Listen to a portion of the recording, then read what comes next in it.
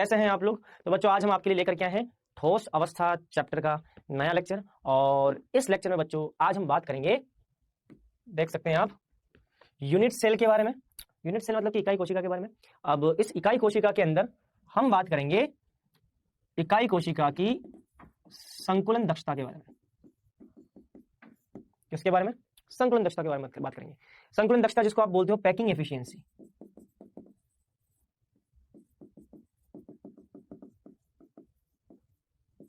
Packing efficiency की बात करेंगे, ठीक है। देखने वाले हैं क्या होता है। और इसके अलावा यूनिट सेल के अंदर अवयवी कणों का योगदान कितना है, क्या योगदान होता है अवयवी कणों का, उसके बारे में भी हम एक एक करके चर्चा करेंगे। तो सबसे पहले आते हैं अवयवी कणों के योगदान पर, ठीक है। तो सबसे पहले हम आते हैं अवयवी कणों के योगदान पर। तो वैसे तो यहाँ पे बहुत सारे पॉइंट लिखे हुए, लेकिन टेंशन मत लो, मैं एक एक करके सारी चीजों को यहाँ पर एक्सप्लेन करूंगा। तो सबसे पहले हम अवयवी कणों के योगदान की बात करेंगे।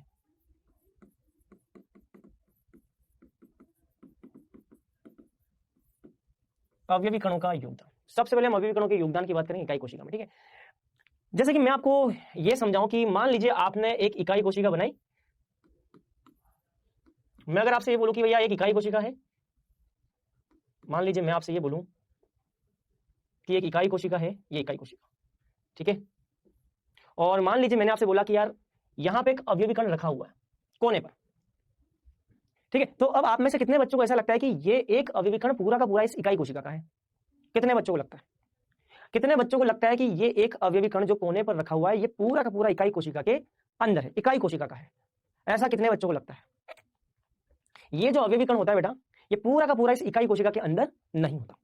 इस इकाई कोशिका का पूरा इस अवयवी कण पर हक नहीं होता, इसका अधिकार नहीं है पूरा का पूरा इस इकाई कोशिका के अंदर इस अवयवी कण का योगदान नहीं होता। ये जो अवयवी कण है ना, इसका कुछ भाग आप देख सकते हैं, अवयवी कण का इतना सा भाग है जो कि इकाई कोशिका के क्या है, अंदर है, बाकी भाग बाहर है। तो जब भी अवयवी कण आपको इकाई कोशिका में दिखते हैं तो ऐसी संभावना है कि भैया अवयवी कण उस इकाई कोशिका के अंदर पूरा योगदान ना देता हो। जैसे कि ये अवयवी कण कोने पर उपस्थित ये जो अवयवी कण है ये पूरा का पूरा इस इकाई कोशिका का नहीं है, ये अपने बाहर की तरफ जो दूसरी इकाई कोशिकाएं हैं, देखो यहाँ पे इसके बगल में भी इकाई कोशिका होगी, ये इकाई कोशिका। तो आप देख सकते हो इस अवयवी कण का ये वाला हिस्सा इस वाली इकाई कोशिका के अंदर आ रहा है। इस इकाई कोशिका के पीछे की तरफ भी इकाई कोशिका होगी, तो इस गोले का थोड़ा सा हिस्सा वो पीछे वाली इकाई कोशिका में होगा। इस गोले का थोड़ा सा हिस्सा इस इकाई कोशिका के ऊपर भी इकाई कोशिका होगी, तो इस इकाई कोशिका के ऊपर की तरफ भी इकाई कोशिका होगी।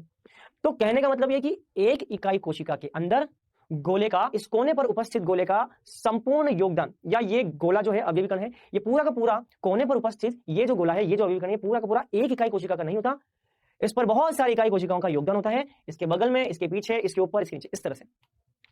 बात समझ में आ रही? तो एक अवयवी कण पर बहुत सारी इकाई कोशिकाओं का योगदान होता है बेटा, क्लियर? तो अब हमको ये योगदान कितना कितना है वो योगदान पता लगाना। मेरी बात समझ में आ रही है? मेरी बात समझ में आ रही है? तो जब भी आप किसी इकाई कोशिका में कोई अवयवी कण देखते हो तो ऐसा जरूरी नहीं है कि वो अवयवी कण पूरा का पूरा उस इकाई कोशिका का हो। वो उस इकाई कोशिका के अंदर हो सकता है पूरा योगदान ना देता हो, कुछ योगदान देता हो, 1/2 देता हो, 50% योगदान देता हो, 60% देता हो, 80% देता हो सकता है। तो कितना योगदान है वो योगदान हमको देखना है। तो अवयवी कण का एक इकाई कोशिका में कितना योगदान है उसकी हम चर्चा करेंगे। तो उसे समझने के लिए मैं यहाँ पर थोड़ा सा एक बार डायग्राम अच्छे से बनाना चाहूंगा। अच्छा हाँ, एक चीज मैं आपको और बता दूं, कई बच्चे मेरी क्लास में ऐसे भी हैं जिनको हर चीज की परिभाषा चाहिए, हर चीज की परिभाषा चाहिए उनको। उनको ये बोलना है कि भैया अवयवी कणों का योगदान कितना है उसकी परिभाषा भी लिखवाओ। गुरुजी हमको यही बताओ कि अवयवी कणों का योगदान, अगर मान लो परीक्षा में इसकी परिभाषा आ गई तो हम परिभाषा कैसे लिखेंगे? कुछ इस प्रकार के ऐसी प्रजाति के लोग भी हैं हमारे देश में, ऐसी प्रजाति के लोग भी जिनको हर शब्द पे परिभाषा चाहिए। बेटा एक बात ध्यान रखना, तेरा जो मस्तिष्क है ना वैसा मस्तिष्क एग्जामिनर का नहीं है। तो तू जैसा सोचता है ना वैसा एग्जामिनर नहीं पूछेगा। तो तू अगर जेई की तैयारी कर रहा है तो फिर वो तुझे जेई के लेवल से ही क्वेश्चन पूछेगा। जेई के एग्जाम में पहली बात तो परिभाषा नहीं आती, और परिभाषा जिसकी आती है वो उसकी आएगी जिसकी पूछी जाएगी, जिसकी परिभाषा बन सकती है। अब अवयवी कणों का योगदान क्या है? गुरुजी इसकी परिभाषा लिखवा दो, अवयवी कणों का योगदान किसे कहते हैं, परिभाषा लिखो। प्रभु हर किसी की परिभाषा नहीं होती सर, लेकिन हमको बोर्ड एग्जाम में तो लिखनी पड़ेगी ना। बोर्ड एग्जाम का जो एग्जामिनर है वो भी तुझसे ज्यादा बुद्धिमान है बेटा, वो भी इतनी बड़ी बेवकूफी तो नहीं करेगा कि ऐसी चीजों की परिभाषा पूछेगा। तो मुझ पे थोड़ा भरोसा रख, अगर मेरे पास पढ़ाई करना है तो मुझ पे थोड़ा भरोसा रख, मैं जैसा पढ़ा रहा हूं वैसा पढ़ता जा। अगर तूने मुझे जिम्मेदारी दी है तो मुझ पर पूरा भरोसा रख, और अगर तुझे लगता है तो भरोसा मत रख, हम चले जाएंगे, कोई और आ जाएगा, कोई दिक्कत नहीं। तो थोड़ा भरोसा रखो यार, भरोसा रखो। जिस टीचर को जिम्मेदारी दी उसकी बात को पूरा फॉलो करो। अगर वो किसी चीज की परिभाषा लिखवा रहा है तो उसकी परिभाषा पढ़ो, किसी चीज के आपको गुण लिखवा है तो वही चीज पढ़ो जो कि वो गुण लिखवा रहा है। किसी चीज की परिभाषा नहीं लिखवाई है तो शायद हो सकता है वो परिभाषा इसलिए नहीं लिखवा रहा है क्योंकि उसकी परिभाषा एग्जाम में नहीं पूछी जाती होगी। लेकिन हाँ, टॉपिक को समझो ना, टॉपिक को समझो। अब अवयवी कणों का योगदान क्या है, इस टॉपिक को समझो ना भैया। सर अवयवी कणों का योगदान क्या होता है, इसकी परिभाषा लिखो, कभी नहीं आएगा।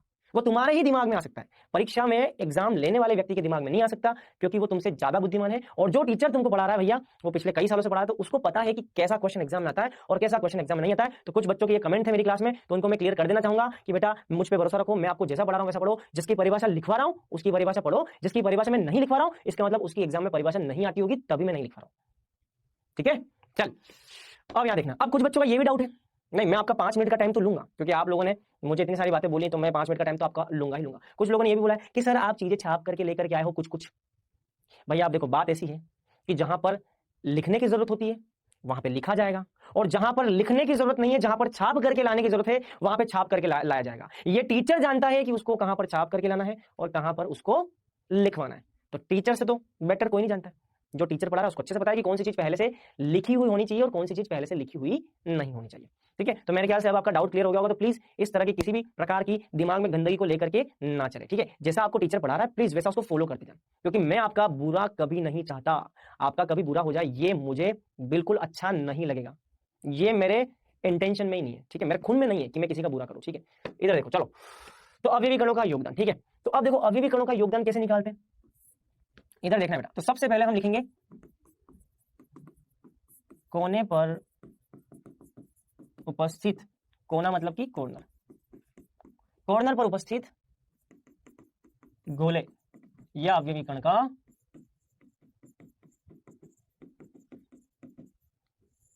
योगदान। ठीक है, चलो अब ये योगदान कैसे निकालेंगे बेटा, पूरा ध्यान यहां लगाएंगे तो बहुत बढ़िया से समझ में आएगा। ठीक है, आप बस समझने पे ध्यान दो, चीजें खुद ब खुद आपकी अच्छी होती जाएंगी। ठीक है, सर 11th में तो वैसा पढ़ाया था, 4 दिन में भूल गए। ये तेरे दिमाग का क्या है, फितूर। मेहनत तूने अच्छी नहीं की इसलिए तू 4 दिन में भूल गया है, मेहनत तूने अच्छी नहीं की इसीलिए तू 4 दिन में भूल गया है। ठीक है, चलो तो कॉर्नर मतलब कि कौन सा, ये तो इस कॉर्नर पर उपस्थित जो भी गोला है उस गोले का मुझे योगदान देखना। ठीक है, थोड़ा सा गोला बढ़िया वाला बनाते हैं ताकि आपको समझने में आसानी रहे। ये मैं बना देता हूं गोला,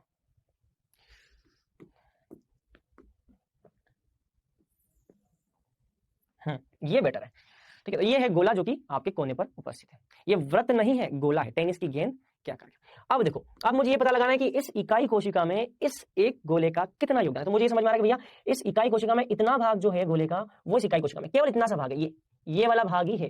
मैं इसको शेड बनाता हूं, मैं इसकी शेड बनाता हूं। देखो केवल ये वाला हिस्सा जो है, ये वाला हिस्सा ही गोले का इकाई कोशिका के अंदर है, केवल ये हिस्सा ही गोले का इकाई कोशिका में अंदर है।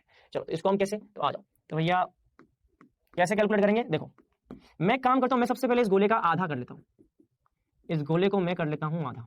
तो इस गोले को मैंने क्या कर लिया, आधा। तो सबसे पहले मैंने इस गोले को कर लिया आधा, तो ये भैया आधा, ये गोले का आधा, तो गोले को मैंने कर लिया था, तो गोले को मैंने आधा गोला मैंने बाहर निकाल दिया। तो ये गोले को मैंने कर दिया आधा, ये देखो आधा गोला मैंने बाहर निकाल दिया। तो ये गोला कितना है, ये आधा गोला मैंने कट करके बाहर निकाल दिया।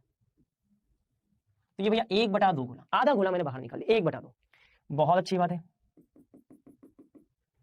1/2। ठीक है, अब चलिए अब क्या है, देखो मैं काम करता हूं, इस वाली भुजा को मैं ए लिखता हूं और इस वाली भुजा को मैं बी लिखता हूं। ठीक है, तो देखो ये हो गई आपकी, यहां से आ रही है ये ए और यहां जा रही है आपकी बी। ठीक है, यहां ए है और यहां बी है। ठीक है, बहुत अच्छी बात है।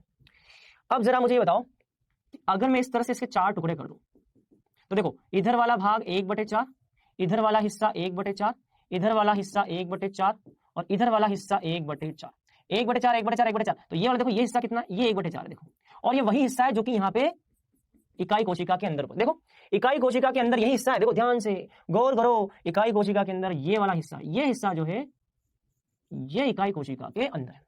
ये इतना भाग इकाई कोशिका के अंदर, मतलब कि 1/4, 1/4, 1/4, 1/4, मतलब कि 1/4 हिस्सा ऐसा है जो कि इकाई कोशिका के अंदर है। तो 1/2 का 1/4 हिस्सा ऐसा है जो कि इकाई कोशिका के अंदर, ये बात। तो आधे गोले का, ये पूरा आधा गोला, इस आधे गोले का 1/4 ही है जो इकाई कोशिका के अंदर है। तो 1/2, तो ये कितना आ गया, इसका मतलब इकाई कोशिका के अंदर एक गोले का कितना योगदान है, कॉर्नर पर उपस्थित इस एक गोले का इकाई कोशिका में 1/8 योगदान है। तो कोने पर उपस्थित गोले का योगदान कितना है इकाई कोशिका में? 1/8। तो ये हमें ध्यान रखना है, 1/8। चलिए अब हम बात करते हैं बी की। तो यही यहां पे लिखा हो, देखो घन का कोना 8 घन के कोनों में उभयनिष्ठ है और कोने पर उपस्थित परमाणु का योगदान कितना है? 1/8। कितना है? 1/8। ये एक गोला जो है, ये 1, इसके बगल में 2, उसके पीछे 3, उसके पास 4, ऊपर की तरफ 4, नीचे की तरफ 4, ऊपर की तरफ 4। तो एक घन में उपस्थित कॉर्नर पर उपस्थित एक गोले का, एक घन में कॉर्नर पर उपस्थित एक गोले का 8 इकाई कोशिकाओं में समान योगदान होता है। और वो योगदान कितना होता है? 1/8। तो 8 इकाई कोशिकाएं एक कॉर्नर पर उपस्थित गोले को योगदान करती हैं। 8 इकाई कोशिका समान रूप से इस गोले का योगदान करती है। तो एक गोले को 8 इकाई कोशिकाओं के बीच में डिवाइड किया गया है। एक गोले को 8 इकाई कोशिकाओं के बीच में डिवाइड किया गया है, मतलब कि एक इकाई कोशिका का योगदान कितना हो गया? 1/8। तो ये यहां पर कहानी है। अब आते हैं बी, फलक के केंद्र पर उपस्थित गोले का योगदान। ठीक है, फलक के केंद्र पर उपस्थित गोले का योगदान कितना कितना योगदान है वो हम देखने वाले हैं। तो या ये है आपका इकाई कोशिका,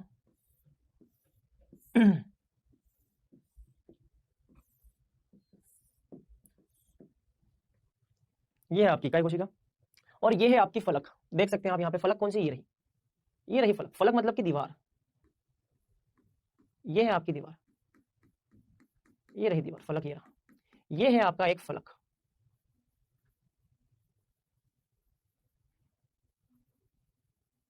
ये फलक है, एक दीवार। अब हमें क्या बोला गया है समझना। तो फलक के केंद्र पर उपस्थित गोले का योगदान, फलक के केंद्र पर यहां क्या उपस्थित है? एक गोला उपस्थित है, ये गोला, समझ रहे हो ना? इसको थोड़ा फिर सही बना देते हैं यार, क्योंकि वैसे तो कई लोगों को इसका आंसर आता है, लेकिन बस मैं आपको फील दिलाना चाहता हूं कि भैया किस तरीके से ये बना। ठीक है, तो यहां पे गोला, तो ये रहा भैया आपका गोला, ये फलक, फलक के केंद्र पर गोला। और फलक के केंद्र पर जो गोला है, इस गोले को 2 इकाई कोशिकाओं के बीच में आप डिवाइड कर सकते हो।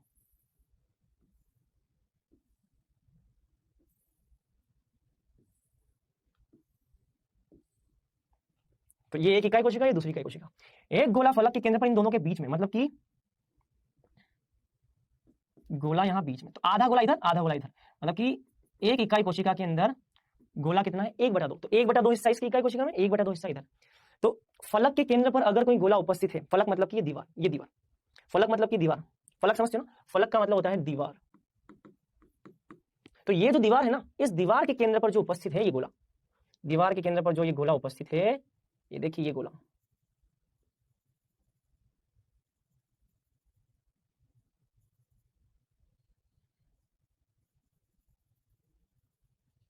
तो आप देख सकते हैं ये इस गोले का आधा हिस्सा इधर वाली इकाई कोशिका में और गोले का ये आधा हिस्सा इधर वाली इकाई कोशिका। आधा आधा हिस्सा इस इकाई कोशिका के अंदर गोलों का योगदान कर रहा है। मतलब कि कितना आ गया योगदान? एक इकाई कोशिका में फलक के केंद्र पर उपस्थित गोले का योगदान कितना है? आधा, 1/2। ये आ जाएगा। ठीक है, सी, सी है भुजा के केंद्र पर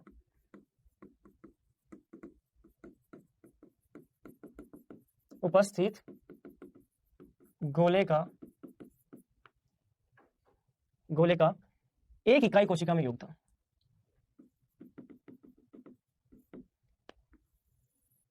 ये कितना है वो हमको देखना है। ठीक है, तो चलिए, तो ये है आपकी इकाई कोशिका,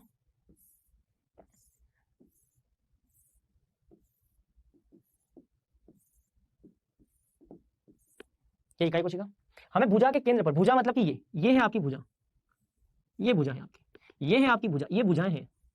इस भुजा के केंद्र पर अगर कोई गोला उपस्थित है तो उसका योगदान कितना? तो एक काम करते हैं, भुजा के केंद्र पर यहां एक गोला रख देते हैं, ये भुजा के केंद्र पर गोला रखते हैं, इसका योगदान कितना? चलो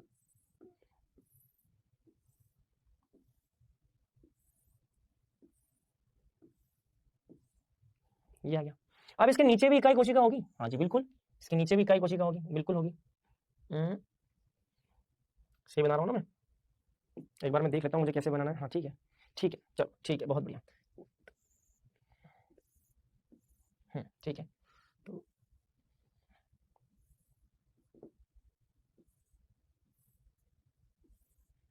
ठीक है, और एक और इकाई कोशिका हम यहां बना देते हैं।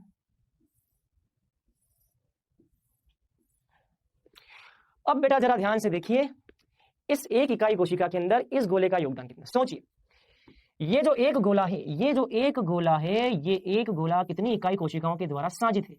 ये एक गोला कितनी इकाई कोशिकाओं के बीच में साजित है? सोचिए, भुजा के केंद्र पर आने वाला एक गोला जो है वो 1 2 3 4 4 इकाई कोशिकाओं के बीच में साजित है। मतलब कि हम क्या लिखेंगे, 4 इकाई कोशिकाओं के बीच कितना गोला उपस्थित है? एक गोला उपस्थित है। 4 इकाई कोशिकाओं के बीच एक गोला उपस्थित है। तो चूंकि 4 इकाई कोशिकाओं के बीच एक गोला उपस्थित है, तो इसीलिए एक इकाई कोशिका के बीच, इसलिए एक इकाई कोशिका का योगदान कितना हो जाएगा? तो 4 के बीच में 1 आएगा, तो 1 के लिए कितना आएगा? 1/4। तो आंसर कितना आ गया? आंसर आ गया 1/4। तो भैया एक गोला 4 इकाई कोशिकाओं के बीच में आ रहा है, तो 4 इकाई कोशिकाएं एक गोले को योगदान करती हैं, तो 4 इकाई कोशिकाओं के बीच में एक गोला, तो एक इकाई कोशिका के लिए कितना आएगा? 1/4। तो हम वो बचपन में करते थे ना कि चूंकि पूंकी टूकी, 4 के लिए 1, तो 1 के लिए कितना? तो 1/4। भैया 1/4 आ गया। आप देख सकते हो कि बीच में 1/4 यहाँ आ रहा है, 4 के बीच में। चले अब आते हैं डी पर। डी पर आते हैं। घन के केंद्र पर उपस्थित गोले का योगदान। घन के केंद्र पर उपस्थित गोले का योगदान। ये घन है, ठीक है। इस घन के केंद्र पर उपस्थित गोले का योगदान। घन का केंद्र यहां, घन के केंद्र पर उपस्थित क्या है? ये गोला। तो अब देखो, घन के केंद्र पर ये जो गोला है ना, ये पूरा का पूरा इस इकाई कोशिका के अंदर है। तो घन के केंद्र पर उपस्थित गोले पर इकाई कोशिका का योगदान, घन के केंद्र पर उपस्थित गोले का योगदान इकाई कोशिका में 1 होता है। तो ये यहां पर व्यवस्था है। तो 1, 1/4, 1/2 और 1/8। तो यहां पर सारी बातें 1/8 कोने पर, 1/2 फलक के केंद्र पर, 1/4 भुजा के केंद्र पर, और घन के केंद्र पर है तो एक संपूर्ण परमाणु उपस्थित। घन के केंद्र पर एक संपूर्ण परमाणु अपना योगदान देगा। तो ये पूरी बात है यहां पर। चलिए, तो अब हम बात करेंगे एससीसी में प्रभावी परमाणु की संख्या। अब हम किसकी बात करें? एससीसी। एससीसी का मतलब सिंपल क्यूबिक यूनिट सेल, मौलिक प्रकार की इकाई कोशिका। अब हम बात करेंगे मौलिक प्रकार की इकाई कोशिका में प्रभावी परमाणु की संख्या। अच्छा, सबसे पहले मौलिक प्रकार की इकाई कोशिका में प्रभावी परमाणु की संख्या पे जाने से पहले मैं आपको पहले ये बताना चाहूंगा कि मौलिक प्रकार की इकाई कोशिका क्या होती है। एससीसी, इसको हम बोलते हैं मौलिक इकाई कोशिका, ठीक है। ये क्या होती है? चलिए इसकी हम बात करें। तो देखो यार, मौलिक इकाई कोशिका का मतलब है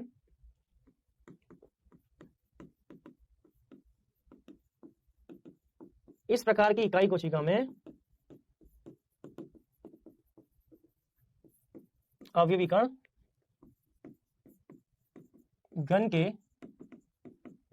8 कोनों पर उपस्थित होते हैं। इस प्रकार की इकाई कोशिका में अवयवीकरण घन के 8 कोनों पर उपस्थित होते हैं। अब कोई भी बच्चा ये मत बोलना कि इसकी परिभाषा लिखो। अगर किसी बच्चे ने मुझे बोला कि सर आपने इसकी परिभाषा नहीं लिखवाई है, इतने जूते मारूंगा, इतने जूते मारूंगा। सच बता रहा हूं मैं, यही इसकी परिभाषा है। तो परिभाषा पूछे कोई तो यही लिख के आ जाना। तो फालतू में टाइम वेस्ट खुद का ना करें और टीचर का भी ना करें। अगर इसकी कोई परिभाषा पूछे तो यही लिख करके आ जाना। कोई भी बच्चा ये मत बोलना कि सर परिभाषा तो लिखवाई नहीं। रोने मत बैठ जाना। मैं पहले ही बोल रहा हूं, तुम रोते बहुत हो, रोने की आदत बहुत है तुम्हारी, रोते रहते हो तुम पूरे दिन। परिभाषा लिखवा, परिभाषा लिखो। क्या परिभाषा लिखवा? ये लिख तो ली भैया परिभाषा। मतलब कि नहीं सर, परिभाषा लिखने का मतलब ये कि आप लिखो ऐसे कि मौलिक प्रकार की इकाई कोशिका वह इकाई कोशिका है जिसमें प्रत्येक 8 कोने पर 8 गोले उपस्थित होते हैं, उसे हमको मौलिक प्रकार की इकाई कोशिका बोलते हैं। तब हमको समझ में, क्योंकि सर बचपन से हमारे रटने की जो आदत है, हम समझना तो चाहते ही नहीं है। मतलब हमको ये बात तो कम समझ में आती है कि अगर आपने हमको समझा दिया तो हम उसको एग्जाम में लिख सकते हैं। ये हमें समझ में कम आता है। हमें तो बस बिल्कुल एकदम रटा रटाया पका पकाया यहाँ पे लिखा हुआ मिल जाना चाहिए, वो हमें समझ में आता है, क्योंकि बचपन से हमने वही पढ़ा है। हमने अपना मस्तिष्क जो है उसको विकसित तो किया ही नहीं है, ना ही विकसित करने की हम कोशिश कर रहे हैं। हम तो बस सर क्या चाहते हैं, रटा हुआ होना चाहिए एकदम बढ़िया से, ऐसा कि भैया मौलिक प्रकार की इकाई कोशिका उस इकाई कोशिका को कहते हैं जिसमें घन के प्रत्येक कोने पर 8 गोले उपस्थित हों, उसे मौलिक प्रकार की इकाई कोशिका बोलते हैं। नालायक तो ये क्या मैंने कुछ अलग फ्रेंच या कोई जर्मन लैंग्वेज या कोई स्पेनिश लैंग्वेज लिखी क्या? इसमें भी तो वही लिखा है। इस प्रकार की इकाई कोशिका में अवयवीकरण घन के सभी 8 कोनों पर उपस्थित होते हैं। कुछ अलग लिखा हुआ है क्या यहाँ पे? तो इसीलिए कोई भी बच्चा ये बकवास ना करे, ठीक है। चल, क्योंकि आप लोगों की बकवास करने की बहुत आदत है, बकवास बहुत करते हो आप लोग। कुछ हैं, सभी नहीं करते, सभी नहीं करते हैं, कुछ हैं, ठीक है, आप ही में से आप ही के भाई बंधु हैं कुछ। तो अब देखो इसमें 8 कोनों पर 8 गोले कैसे होंगे, तो देखो यहां पर एक गोला, यहां पर दूसरा गोला, यहां पर तीसरा गोला, यहां पर चौथा गोला, यहां पर पांचवा गोला, छठा गोला, सातवां गोला और आठवां गोला, 8 कोनों पर 8 गोले। अब एक बात ध्यान रखना, यहां पे ये प्रत्येक गोले एक दूसरे को स्पर्श करते हैं, यहां पे प्रत्येक गोला एक दूसरे को क्या करेगा, स्पर्श करेगा, हर एक गोला दूसरे गोले को स्पर्श करेगा। ध्यान रखना ये तो जालक बिंदु है, मतलब कि इस बिंदु के ऊपर एक्चुअल में यहां पर क्या होगा, एक परमाणु, तो इस बिंदु पर एक परमाणु है और दूसरा इस बिंदु पर दूसरा परमाणु, मतलब कि यहां इस पर भी क्या होता है, इस पर भी वास्तविकता में दूसरा परमाणु होता है। तो ध्यान रखना ये दोनों परमाणु एक दूसरे को स्पर्श करते हैं, ये दोनों परमाणु एक दूसरे को क्या करते हैं, स्पर्श करते हैं, ये ध्यान रखना। तो ये दोनों ही परमाणु एक दूसरे को क्या करते हैं, स्पर्श करते हैं। तो यहां पर प्रत्येक परमाणु, कोने पर उपस्थित प्रत्येक परमाणु एक दूसरे को क्या करता है, स्पर्श करता है, यहाँ स्पर्श करता है। ठीक इसी तरह से यहाँ नीचे वाला परमाणु भी क्या करेगा, नीचे वाला परमाणु भी इसको स्पर्श करेगा, यहाँ पे ये स्पर्श करेगा, एक दूसरे को स्पर्श करेगा। तो ये परमाणु एक दूसरे को टच करते हैं, जरा जरा touch me touch me touch me, गाना गाते हैं और टच करते हैं एक दूसरे को। तो टोटल कितने, 1 2 3 4 8 कोनों पर 8 गोले। और मैंने आपसे बोला था कि एक गोले का एक कोने पर योगदान कितना है, 1/8। एक कोने पर एक गोले का योगदान है 1/8। और टोटल कितने कोने, 1 2 3 4 5 6 7 8, टोटल 8 कोने हैं। मतलब कि प्रभावी रूप से इस प्रकार की इकाई कोशिका में एक ही अवयवी कण है, इसका मतलब प्रभावी रूप से इस इकाई कोशिका में एक ही अवयवी कण उपस्थित है। तो ये हमें ध्यान रखना है, क्लियर। चलो तो यहां पे हम लिखेंगे ये एक क्या है भैया, प्रभावी रूप से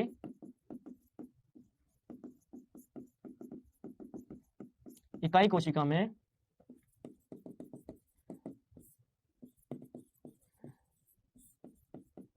उपस्थित अवयवी कण एक हो जाएगा, प्रभावी रूप से एक ही अवयवी कण उपस्थित है।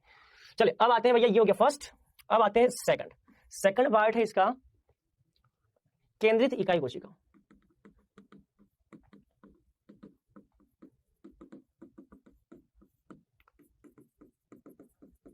सेंटर्ड यूनिट सेल, केंद्रित इकाई कोशिका, सेंटर्ड यूनिट सेल, दूसरा पार्ट है। अब सेंटर्ड यूनिट सेल क्या होता है, चल सेंटर्ड यूनिट सेल को हम समझते हैं, ठीक है। केंद्रित इकाई कोशिका क्या होता है, केंद्रित इकाई कोशिका का मतलब है ऐसी इकाई कोशिका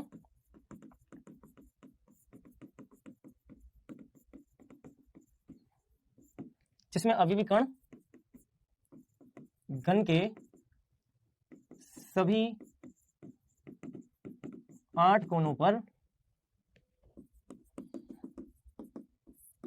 उपस्थित होते हैं तथा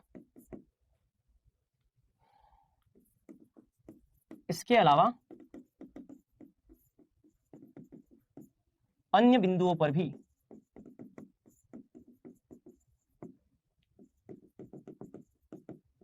उपस्थित होते हैं। तो यही होती है केंद्रित इकाई कोशिका। अब कोई रोना मत, परिभाषा लिखवा दो, ये परिभाषा ही है। सर परिभाषा नहीं लिखवाते हो, ये परिभाषा ही है नालायक, ठीक है। तो परिभाषा ये है, इसको देख लेना, यही लिख करके आ जाना एग्जाम में, ठीक है। सर नहीं नहीं नहीं नहीं, इस बार तो 12वीं बोर्ड है, रटना तो बहुत जरूरी है, रटेंगे नहीं तो परीक्षा में नंबर कैसे आएंगे। तू रट भैया, तू रट, ठीक है, तेरी जिंदगी ही रटने में जा रही है, रट तू। अब भैया ये जो सेंटर्ड यूनिट सेल जो केंद्रित इकाई कोशिका है, इसमें हमने बोला कि 8 कोनों पर 8 गोले तो हैं, लेकिन इसके अलावा दूसरे स्थलों पर भी गोले उपस्थित है। अब इनको समझने के लिए हमको सबसे पहले इनके प्रकार समझने पड़ेंगे। तो ये तो समझ में आ गया कि भैया 8 कोनों पर 8 गोले हैं, लेकिन हमें यह समझना होगा कि 8 कोनों पर 8 गोलों के अलावा और कौन सी जगह ऐसी हैं जिन पर गोले होते हैं। तो ये जानने के लिए हमें इनके प्रकार देखेंगे, और इनके प्रकार में सबसे पहला है काय केंद्रित इकाई कोशिका। काय केंद्रित इकाई कोशिका, body centred unit cell, body centred unit cell, body centred unit cell, ठीक है। क्या होता है ये, तो इसके बारे में हम पढ़ेंगे। तो ये होता है भैया, ये बॉडी सेंटर्ड यूनिट सेल का मतलब ये है कि भैया अवयवी कण जो होते हैं वो इस इकाई कोशिका में कोनों पर तो उपस्थित होते हैं, 8 कोनों पर 8 गोले तो होंगे ही होंगे। मैंने आपको क्या बताया, यहाँ अवयवी कण घन के सभी 8 कोनों पर तो होते हैं, तो घन के सभी 8 कोनों पर तो आंख बंद करके बना दो, घन के सभी 8 कोनों पर तो गोले होंगे ही होंगे, 8 कोनों पर, तो 8 कोनों पर, ठीक है। इसके अलावा इकाई कोशिका के केंद्र पर भी होते हैं, इकाई कोशिका के बिल्कुल सेंटर में। मतलब कि ऐसे समझ लो कि एक कमरा है भाई, हमारे घरों में जो रूम होता है, जो कमरा होता है, कमरे की भी 6 दीवार होती है। तो आप इस घन को, इस इकाई कोशिका को हमारे घर के कमरे के तुल्य मान सकते हो। तो हमारे घर के कमरे में क्या होता है भैया, आप जिस रूम में बैठे हुए उस रूम को देखो। चलो मैं आपको बताता हूँ, आप जिस रूम में बैठे हुए हो ना उस रूम को इमेजिन करो। एक दीवार यहाँ दाईं तरफ, एक दीवार बाईं तरफ। आप जहां बैठे हुए हो उसके सामने भी दीवार होगी, सामने की तरफ दीवार। आप जहां बैठे हो उसके पीछे भी दीवार होगी। तो देखो अब देखो, दाईं बाईं आगे पीछे, और ऊपर वाली छत भी तो होगी, जिस छत के नीचे आप बैठे हो छत भी तो होगी, और नीचे वाली जमीन भी होगी, फर्श भी होगी। टोटल 6 दीवारें। तो इन 6 और 6 दीवार के बीच में यहाँ कहीं लटका हुआ, बीच में हवा में लटका हुआ है, सेंटर में। तो इस रूम के बिल्कुल सेंटर में यहाँ पे ऐसे समझ लो घरों में वो झूमर लटके होते हैं ना, झूमर, झूमर को ऊपर से बांध करके नीचे बीच में लाइट जो थी वो लटकती रहती है, वो बिल्कुल सेंटर में। तो बीच में यहाँ पर होता है ये। चलो तो अब ये काय केंद्रित इकाई कोशिका क्या होती, तो परिभाषा क्या हो जाएगी, लिख लो भैया परिभाषा।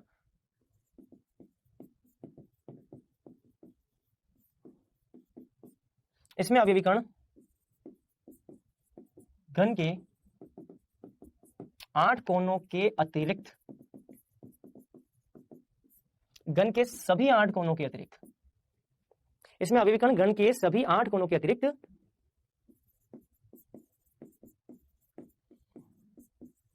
घन के केंद्र पर भी उपस्थित होते हैं। तो यहां पे अवयवीकरण जो होते हैं वो घन के सभी 8 कोनों के अतिरिक्त घन के केंद्र पर भी होते हैं। 8 कोनों के अलावा घन के केंद्र पर भी होते हैं, और यही है परिभाषा भैया। चलो 8 कोनों पर 8 गोले, बताओ कोनों पर एक गोले का योगदान 1/8।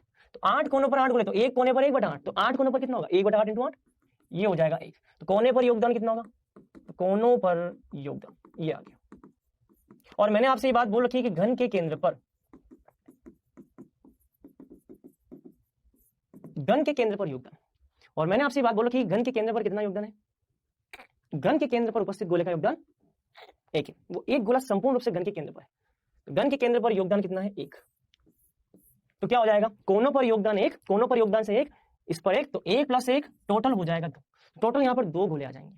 कितने आ जाएंगे, टोटल यहां पर 2 गोले आ जाएंगे। तो इस तरह से बीसीसी में हम 2 गोलों की बात करते हैं। तीसरा यहां पर है हमारे लिए काय केंद्रित हो गया। काय केंद्रित के बाद में अब आएगा फलक केंद्रित।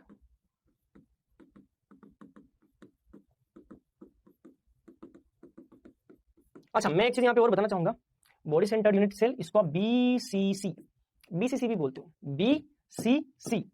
अच्छा इसको हम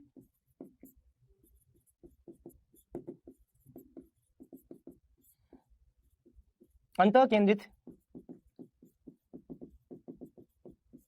इकाई कोशिका भी कहते हैं, अंतः केंद्रित इकाई कोशिका भी कहते हैं इसको, ये ध्यान रखना, ठीक है। चलो अगला फलक केंद्रित इकाई कोशिका, इसको हम बोलते हैं FCC, face centred unit cell. लिखो फेज सेंटर्ड यूनिट सेल। अगला हो जाएगा फेस सेंटर्ड यूनिट सेल, ठीक है। फलक केंद्रित इकाई कोशिका, ठीक है। चलो अब फलक केंद्रित इकाई कोशिका क्या होती है, आ इसमें अवयवीकरण घन के सभी 8 कोनों पर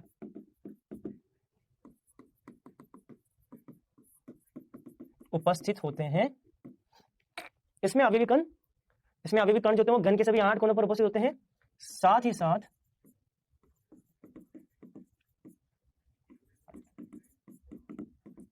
छह फलकों के, साथ ही साथ सभी 6 फलकों के केंद्र पर भी होते हैं। इसमें अवयवीकरण घन के सभी 8 कोनों पर तो उपस्थित होते ही हैं, साथ ही साथ 6 फलकों के केंद्र पर भी होते हैं। तो देखो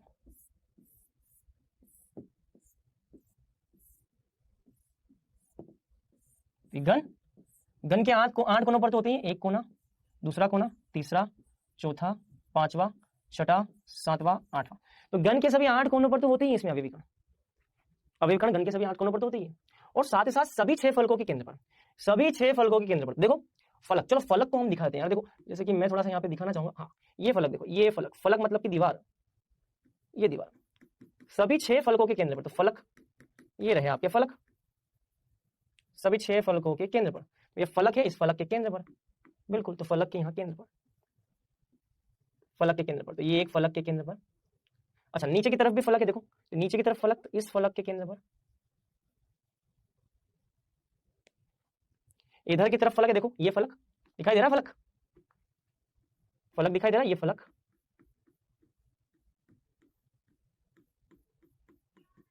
ये फलक इस फलक के केंद्र पर भी होता है, इस फलक के केंद्र पर।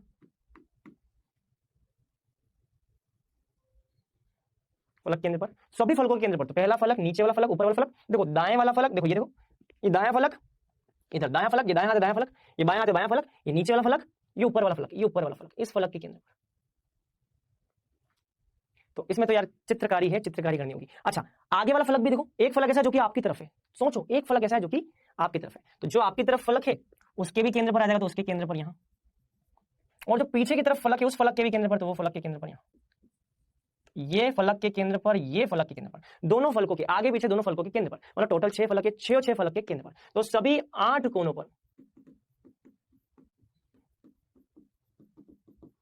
8 कोनों पर योगदान कैसे आएगा? एक कोने पर 1/8, तो 8 कोनों पर 8 × 1/8, मतलब कि यहां पे हो जाएगा 1। क्या हो जाएगा? 1। अच्छा, 6 फलकों के केंद्र पर, 6 फलकों के केंद्र पर योगदान कैसे आएगा? अच्छा, एक फलक के केंद्र पर कितना था बताओ? एक फलक के केंद्र पर योगदान है 1/2। एक फलक के केंद्र पर कितना? एक फलक के केंद्र पर 1/2 है। टोटल ऐसे कितने फलक हैं? 6 फलक, तो 6 × 1/2, ये 3 आ जाएगा। टोटल कितना? 1 + 3, ये हो जाएगा भैया 4। इस तरह से यहां पर प्रभावी रूप से कितने अवयवीकरण है? प्रभावी रूप से अवयवीकरण कितने हैं? 4। प्रभावी रूप से 4 अवयवीकरण यहाँ पे। प्रभावी रूप से कितने अवयवीकरण है? 4 अवयवीकरण। तो ये ध्यान रखना आपको। ये फलक केंद्रित हो गया। एक यहाँ पे होता है तीसरा, अंत्य केंद्रित इकाई कोशिका, एंड सेंटर्ड यूनिट सेल। एक क्या होता है? End centre unit cell. इसको हम बोलते हैं ECC, ECC, end centred unit cell. अब इस एंड सेंटर्ड यूनिट सेल की अगर मैं बात करूं, सभी यहां पर भी सभी 8 कोनों पर, किसके? घन के सभी 8 कोनों पर 8 गोले उपस्थित होते हैं। साथ ही साथ 2 विपरीत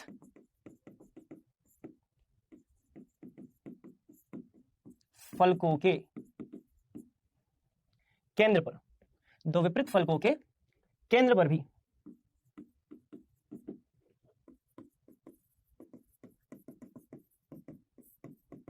उपस्थित होते हैं। 2 विपरीत फलकों के केंद्र पर भी क्या होते हैं? उपस्थित होते हैं। चलो, तो क्या है भैया इसकी कहानी? आ जाओ।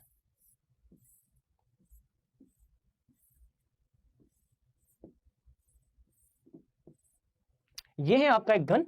इस घन में क्या लिखा है? सभी 8 कोनों पर 8 गोले। तो भैया 1 2 3 4 5 6 7 8। सभी 8 कोनों पर यहां भी क्या होते हैं? 8 गोले होते हैं। लेकिन साथ ही साथ यहां क्या बोला? 2 विपरीत फलकों के केंद्र पर। अब विपरीत फलक का मतलब क्या है? विपरीत फलक का मतलब क्या है? विपरीत फलक का मतलब है, अगर आपने एक दायां फलक लिया है तो एक बायां फलक हो जाएगा। विपरीत, अपोजिट, आमने सामने वाला है, एक दायां है तो एक बायां, तो ये 2 विपरीत फलक हो गए। मान लो किसी ने एक छत ली है तो छत का अपोजिट नीचे वाला हो जाएगा, तो ये 2 विपरीत फलक हो गए। मान लो किसी ने सामने वाली दीवार ली है तो उसका विपरीत हो जाएगा ये। तो विपरीत का मतलब होता है आमने सामने वाले। तो दायां है तो दायां का सामने बायां, सामने वाली दीवार है तो सामने वाली दीवार का विपरीत पीछे वाली दीवार, ऊपर वाली छत है तो ऊपर वाली छत का विपरीत नीचे वाली। इस तरह से 2 विपरीत फलक। तो ये 2 विपरीत फलक कौन कौन से हो जाएंगे? तो देखो बहुत सिंपल है। एक तो विपरीत फलक हो जाएगा ये, मतलब कि एक फलक तो हो जाएगा ये,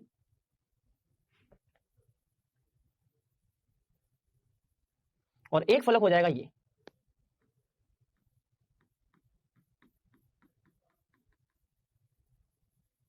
एक फलक ये हो जाएगा, ये फलक। तो ये 2 आमने सामने वाले फलक। आप चाहो तो आप ऊपर नीचे वाला फलक भी ले सकते हो। आपको जिस भी फलक में मजा आता है, 2 आमने सामने के जो भी फलक में मजा आता है वो ले सकते हो। ठीक है, तो भैया तो इसके केंद्र पर तो ये इसके केंद्र पर आ गया, और इसके केंद्र पर तो इसके केंद्र पर ये आ गया, ये और ये केंद्र पर। तो इस तरह की कहानी भैया। तो यहां पे हम क्या लिखेंगे? 8 कोनों पर योगदान, 8 × 1/8, तो ये हो जाएगा 1। 2 विपरीत फलकों के केंद्र पर,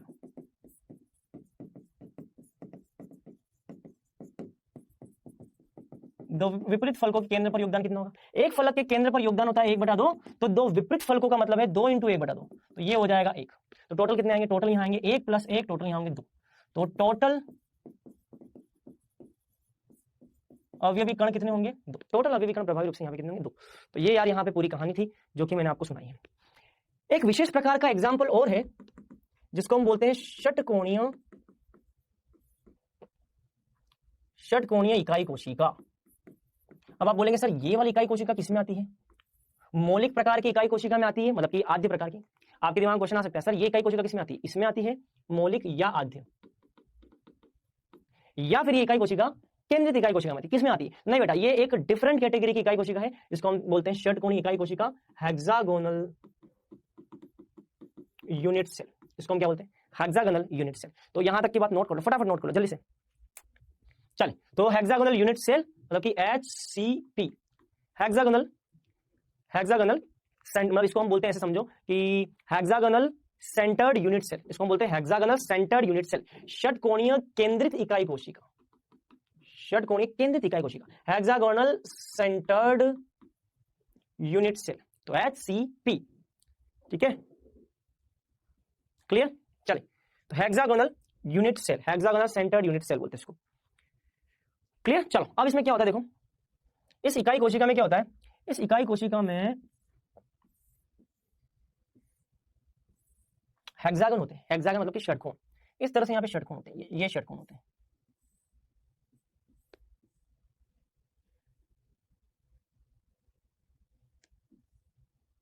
इस तरह से यहाँ पे षटकोण होते हैं, ये षटकोण होते हैं।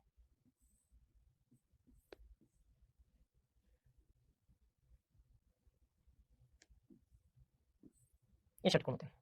तो ये वाली भुजा इससे मिलती है, ये वाली भुजा अब देखो इसको यहाँ पे कैसे बनाना है ये भी हमको समझ में आ रहा है। तो ये वाली भुजा इससे मिलती है, ये यहाँ जाएगा। ये वाली भुजा इससे मिलती है, ये वाली भुजा इससे, आप भी बनाओ मेरे साथ। ये मिल गया भैया इसके साथ, और ये मिल गया आपका इसके साथ।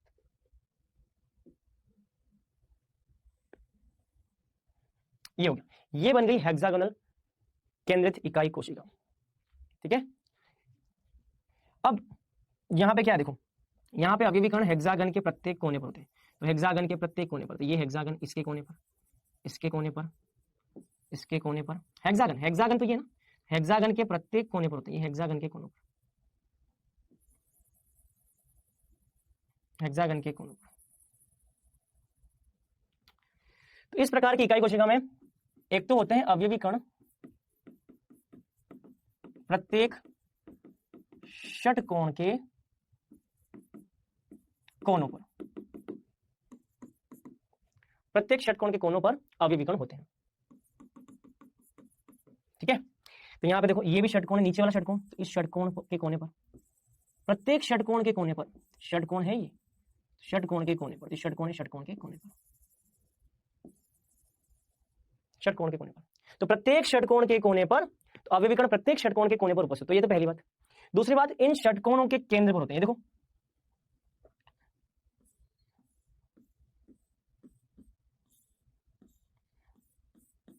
षटकोण है, इन षटकोणों के केंद्र पर होते हैं।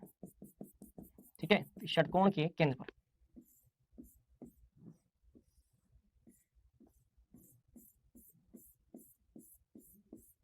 षटकोण के केंद्र पर, तो इस षटकोण के केंद्र पर, तो षटकोण है, षटकोण के यहां केंद्र पर, इस षटकोण के यहां केंद्र पर।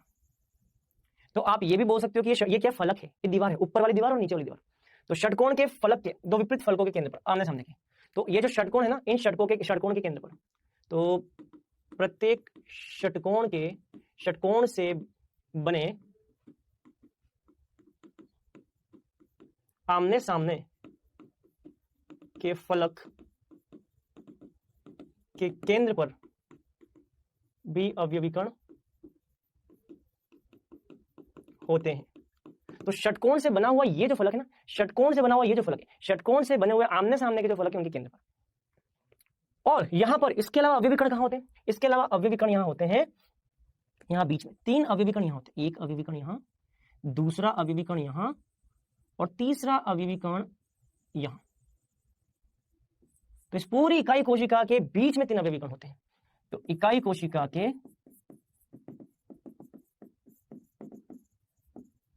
बीच में भी अवयवी कण, बीच में भी 3 अवयवी कण होते हैं। इस तरह, इसको हम बोलते हैं षटकोणीय केंद्रित इकाई कोशिका, ठीक है, हेक्सागोनल क्यूबिक या hexagonal centred unit cell HCP, ठीक है। अब यहां पे भी हमको पूछा जाता है कि भैया यहां पर कणों की संख्या कितनी, तो देखो यार एक सीधी सी बात मैं आपको बता रहा हूं, अगर मैं दो फलकों के केंद्र पर, देखो दो फलकों के केंद्र पर कितना योगदान है, दो फलकों के केंद्र पर योगदान, दो फलकों के केंद्र पर योगदान कितना है बताओ, दो फलकों के केंद्र पर योगदान, तो एक फलक के केंद्र पर 1/2, तो दो फलक के केंद्र पर 2 × 1/2, तो ये हो जाएगा 1। तो ये जो दो फलकों के केंद्र पर हैं इनके कारण आ गया भैया 1/2 × 2, 1 आ गया। अच्छा, इकाई कोशिका के अंदर कितने, 1 2 3, तो ये पूरा का पूरा इकाई कोशिका के अंदर है। तो इकाई कोशिका में उपस्थित गोले, इकाई कोशिका में कितने गोले उपस्थित है, इस पूरी इकाई कोशिका के अंदर 3 गोले उपस्थित है, इकाई कोशिका के अंदर 3 गोले उपस्थित है, बात समझ में।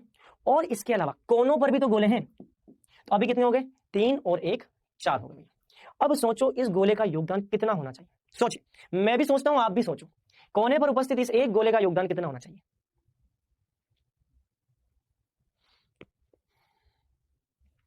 भैया बहुत सिंपल सी कहानी है, थोड़ा ये सोचिए कि बहुत सिंपल सी कहानी है कि भैया एक जो अवयवी कण यहां पर है, देखो ध्यान से देखना बेटा, ठीक है,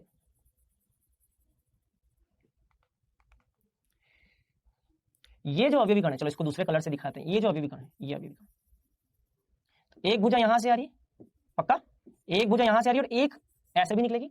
भाई ऐसा कैसा इकाई कोशिका यहां पर भी होगा, ऐसी कैसी इकाई कोशिका यहां पर भी होगी, यहां पर भी तो इकाई कोशिका होगी ना, और यही इकाई कोशिका भैया आपकी यहां पर भी तो होगी, नीचे की तरफ भी तो होगी, यहां भी इकाई कोशिका, यहां भी इकाई कोशिका, यहां भी। तो ये जो अवयवी कण है, ये अवयवी कण यहां, एक भुजा ये भुजा और ये भुजा, तो देख लो ये गोला, इधर भुजा निकल, इधर इधर, पक्का। चलो अब देखो यार, ये जो गोला है ये 120 डिग्री का कोण, यहाँ 120 डिग्री का कोण, यहाँ 120 डिग्री का कोण, मतलब कि ये गोला नीचे की परत में 3 इकाई कोशिकाओं में साझा कर रहा है। तो इस गोले का 1/3 योगदान यहाँ पे, इस गोले का 1/3 योगदान यहाँ पे, इस गोले का 1/3 यहाँ पे, टोटल 360 डिग्री का कोण है, 360 डिग्री का 120 डिग्री, 360 डिग्री का 120 डिग्री कितना होता है, 1/3। तो इस गोले का 1/3 हिस्सा इस इकाई कोशिका में, इस गोले का 1/3 हिस्सा इस इकाई कोशिका में, इस गोले का 1/3 हिस्सा इस इकाई कोशिका में, तीनों में 1/3 1/3 1/3 हिस्सा है। चलिए बहुत अच्छी बात है। और एक बात ध्यान रखना बेटा, इस गोले को ऊपर भी इसी तरह की 3 इकाई कोशिकाएं साझा करेंगी। भैया ये इकाई कोशिकाएं जो है इस गोले को क्या करी, अपने इस लेयर में साझा करी, ऐसी कैसी एक लेयर ऊपर भी होगी, यही इकाई कोशिका ऊपर, इसके ऊपर भी तो इकाई कोशिका होगी, इस वाली इकाई कोशिका के ऊपर भी तो इकाई कोशिका होगी, और यहाँ जो इकाई कोशिका इसके ऊपर भी तो इकाई कोशिका होगी। तो एक गोले के इधर इधर इधर ये 3 इकाई कोशिका, और इस गोले के ठीक ऊपर भी ऐसी ही 3 इकाई कोशिका होंगी, इस इकाई कोशिका के ठीक ऊपर इकाई कोशिका, इस वाली के ऊपर और इस वाली के ऊपर, मतलब कि एक गोले को टोटल 6 इकाई कोशिका स्पर्श कर रही है। तो एक गोले को टोटल 6 इकाई कोशिका स्पर्श कर रही है, मतलब कि कोने पर उपस्थित गोले का योगदान,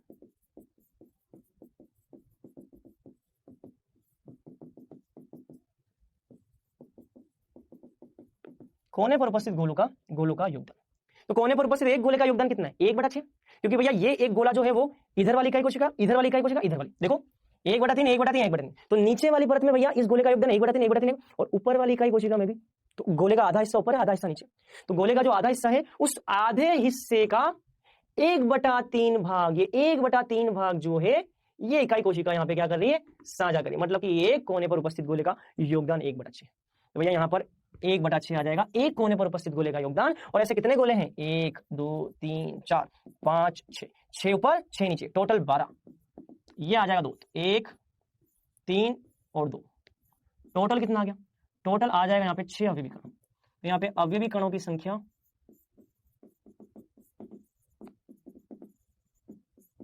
टोटल आ जाएंगी 6, टोटल अवयवी कणों की संख्या कितनी हो जाएंगी, 6। तो ये है षटकोणीय इकाई कोशिका के बारे में जानकारी, जो कि हमको ध्यान रखना है। अब यार यहाँ पे एक नया टॉपिक हमको पढ़ना है, और वो टॉपिक है भैया संकुलन दक्षता। क्या, संकुलन दक्षता, जिसको आप बोलते हो पैकिंग एफिशिएंसी। क्या, पैकिंग एफिशिएंसी, क्लियर। चलो एक काम करते हैं, पैकिंग एफिशिएंसी। अच्छा एक बार तो आप ये वाली चीजें नोट करनी है आपने, एक बार आप इतना नोट कर लो, एक बार ये नोट कर लो, और मेरे ख्याल से आपने ये भी नोट कर लिया होगा, फटाफट से जल्दी से नोट कर लो, आप इतना भी नोट कर लो और ये भी नोट करो। चलिए यहां तक की बात हो गई। चलिए अब हम आते हैं, मैंने आपसे अभी बोला था कि हम पैकिंग एफिशिएंसी देखते हैं, लेकिन मैं सोच रहा हूं कि क्यों ना पैकिंग एफिशिएंसी से पहले हम निबिड़ संकुलन देख लेते हैं, निबिड़ संकुलित संरचनाएं, क्योंकि यार मेरा सोचना ये कि पैकिंग एफिशिएंसी या संकुलन दक्षता पे जाने से पहले हमें क्लोज पैकिंग समझ में आना चाहिए।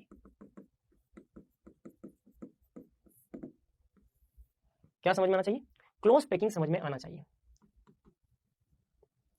ठीक है, क्लोज पैकिंग ये समझ में आना बहुत जरूरी है। ठीक है, निबिड़ संकुलित संरचना। यार देखो, निबिड़ संकुलित संरचना का मतलब बहुत ही सामान्य है। ऐसे समझिए कि अवयवी कणों द्वारा एक दूसरे के ज्यादा से ज्यादा नजदीक आ करके एक ऐसी संगठित संरचना बनाना जिससे कि उनके बीच में खाली जगह कम से कम हो। चलो अब ये क्या बीमारी है वो समझते हैं। सबसे पहले निबिड़ संकुलित संरचना की परिभाषा भाई परिभाषा लिखनी बहुत जरूरी है। परिभाषा लिखनी बहुत जरूरी सर, हमें चाहे समझ में आए ना आए परिभाषा लिखनी बहुत जरूरी है। बोर्ड में पास कैसे होंगे? बोर्ड में पास होना ज्यादा जरूरी है सर। आप परिभाषा लिखवा दो, आप पहले परिभाषा लिखवा दो, बाकी सब बातें छोड़ो, फालतू बातें मत करो। निबिड़ संकुलित संरचना तो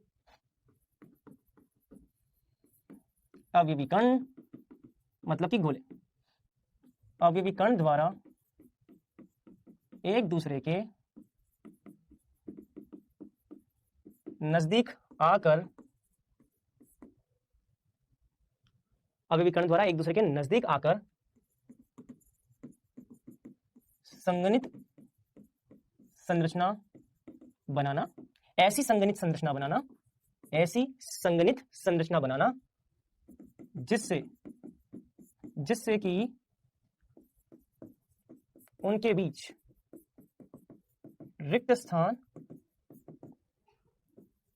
कम से कम रहे। इन संरचनाओं को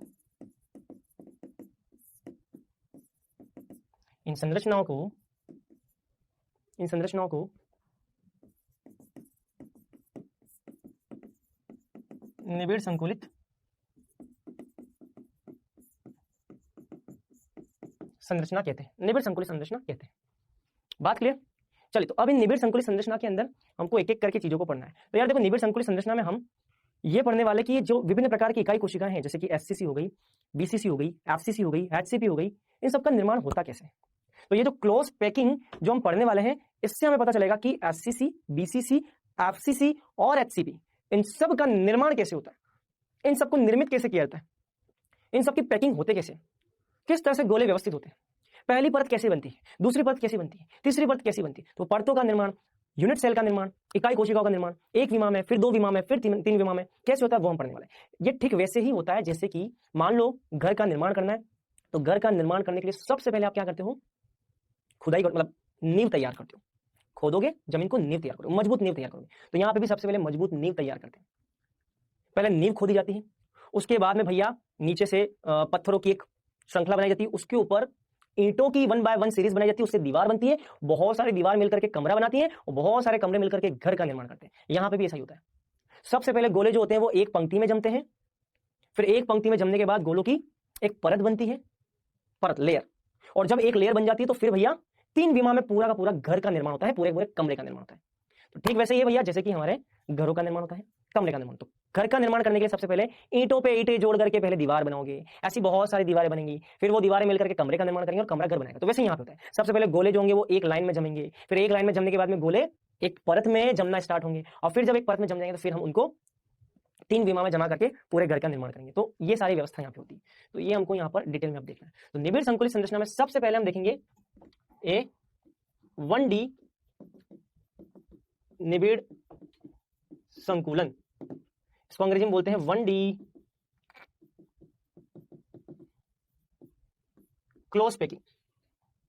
इसको हम क्या बोलते हैं? 1D close packing. तो मैंने आपको क्या बताया, जैसे घर का निर्माण करने के लिए पहले एक दीवार बनेगी, सारी ईंटें मिलेंगी, एक दीवार बनेगी, वैसे यहाँ पर सभी गोले आपस में जुड़ करके एक लाइन में व्यवस्थित हो जाएंगे। तो गोलों का निर्माण करने के लिए भैया सबसे पहले ईंटें जो होंगी वो एक दीवार बनाएंगी, तो यहाँ पर भी गोले जो होंगे वो सबसे पहले एक लाइन में जमेंगे। तो ये एक लाइन में, ये एक लाइन में जमेंगे, ये गोले भैया एक लाइन में जमेंगे इस तरह से।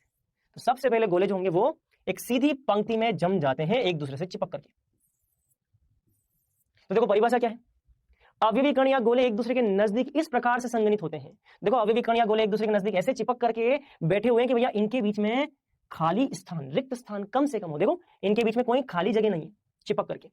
तो खाली जगह या रिक्त स्थान कम से कम हो, इस प्रकार की संरचना को निबिड़ संकुलन बोलते हैं। ये निबिड़ संकुलन, लेकिन एक विमा में। एक विमा का मतलब हो गया भैया एक ही पंक्ति में यहां पर गोले जमे हुए हैं, एक सीधी पंक्ति, एक विमा। अब भैया हमारे पास 3 विमाएं हैं। 3 विमाएं कौन कौन सी हैं? एक एक्स है, एक वाई है और एक जेड है। 3 विमाएं हैं, x Y Z.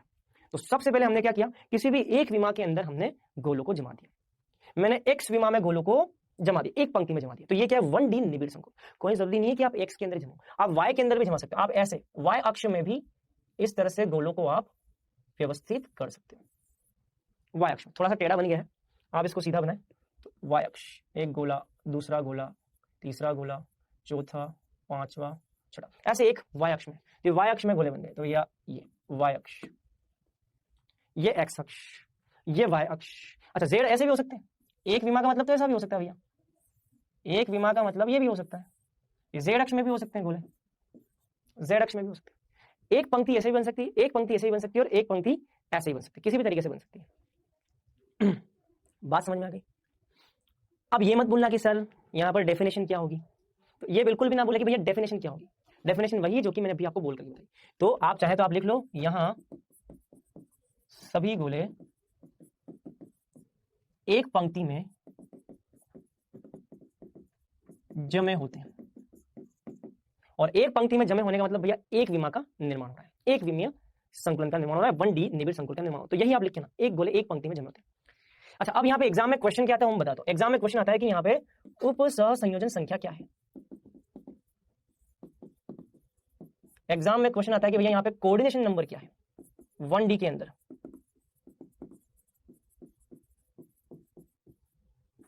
One D के अंदर कोऑर्डिनेशन नंबर क्या, ये पूछा जा सकता है।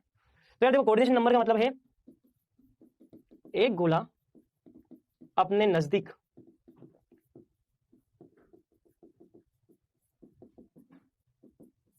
जितने गोलों को स्पर्श करते हैं, एक गोला अपने नजदीक जितने गोलों को स्पर्श करते हैं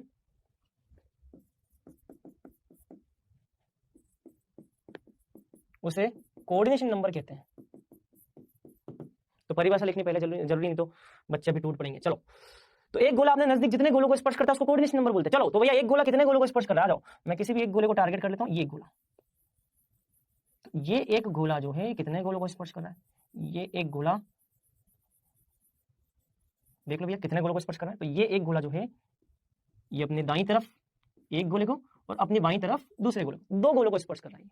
तो एक गोला यहाँ पर 2 गोलों को स्पर्श करता है, इसका मतलब यहाँ पर कोऑर्डिनेशन नंबर कितना हो जाएगा 2। एक गोला जितने गोलों को स्पर्श करता है वो उसका कोऑर्डिनेशन नंबर है। अब कई बच्चे ये भी सवाल करते हैं कि सर ये तो ठीक है लेकिन जो एक कॉर्नर में उपस्थित गोला है ये गोला, इसका कोऑर्डिनेशन नंबर कितना आएगा। हाँ तो बेटा निश्चित तौर पर यहाँ पर एक गोला जो है वो केवल एक ही गोले को स्पर्श कर रहा है। तो अगर आपसे कोई बोले कि भैया सबसे लास्ट कॉर्नर पर अंत वाला गोला इसका कोऑर्डिनेशन नंबर क्या होगा, इसका 1 होगा। ये केवल एक ही गोले को स्पर्श कर रहा है लेकिन बीच वाला गोला जो है वो 2 गोलों को स्पर्श कर रहा है, तो कोऑर्डिनेशन नंबर कितना आ जाएगा 2 आ जाएगा। तो हमेशा एक बात ध्यान रखना, जो आप जवाब देंगे वो बीच वाले गोले के आधार पर देंगे जब तक कि हमको क्वेश्चन में कुछ स्पेशल बात ना बोली जाए।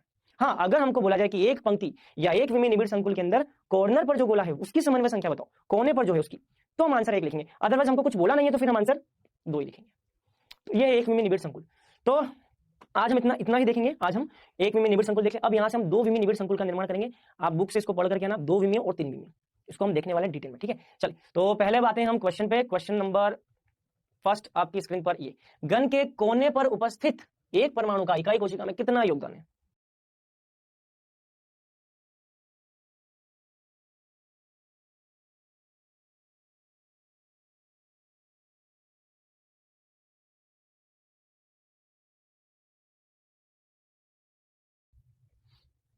चलिए दूसरे में आते हैं। एससीसी में इकाई कोशिका में अवयवी कणों की संख्या। एससीसी इकाई कोशिका में अवयवी कण कितने हैं?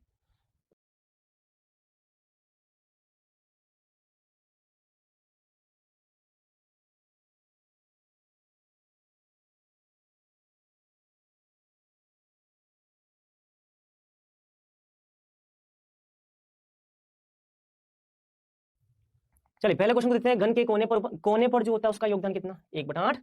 और एससीसी की इकाई कोशिका में अवयवी कण कितने, एससीसी में होता है 1। तो आज हमने क्या पढ़ा, आज हमने यूनिट सेल, डिफरेंट टाइप की यूनिट सेल के बारे में पढ़ा। तो वैसे संकुलन क्षमता हमको स्टार्ट करना था लेकिन मैंने सोचा कि पहले हम क्यों ना निबिड़ संकुल पढ़ लें, उसके बाद हमको संकुलन क्षमता बहुत अच्छे समझ में आएगी। पैनल पे आपको होमवर्क मिल जाएगा और अगली क्लास में हम इसी क्लोज पैकिंग को डिटेल में पढ़ने वाले हैं। चलिए बच्चों, आज के लिए इतना ही।